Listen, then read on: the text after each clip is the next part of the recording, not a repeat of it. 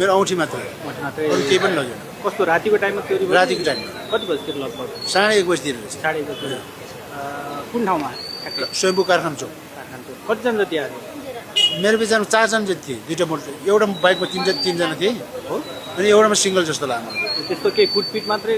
कुटपिट मात्रै गरेँ एकजनाले चाहिँ मलाई मार भन्दै थियो हजुर त्यो मार भन्ने चाहिँ कुन चाहिँ मैले पत्ता पनि लाउन सकिनँ यो अँध्यारोमा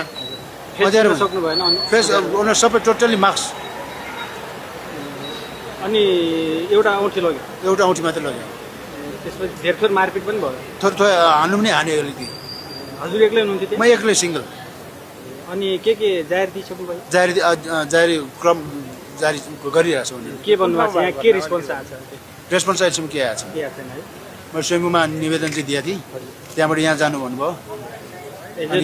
लुटेरलाई चाहिँ ठ्याक्कै चिन्न सकिएन यहाँ हामी मध्येमा कसैले पनि राम्रोसँग चिन्न सकिएन रहेछ यहाँ चाहिँ जिल्ला प्रहरी परिसर आइसकेपछि के भन्नुभएको छ यहाँ चाहिँ के आश्वासन दिनुभएको छ कि अब यो पत्रकार सम्बन्ध सामान्य मान्छेलाई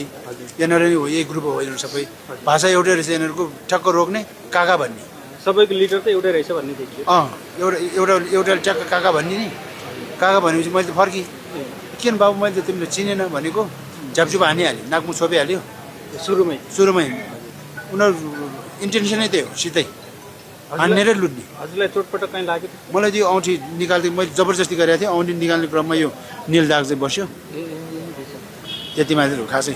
अरू चोटपटक लागेन जस्तामा ठोक्यो कि मेरो भाग्य लकीले मेरो जस्तामा ठोक्यो भित्तामा वालमा चाहिँ ठोक्नु पाएन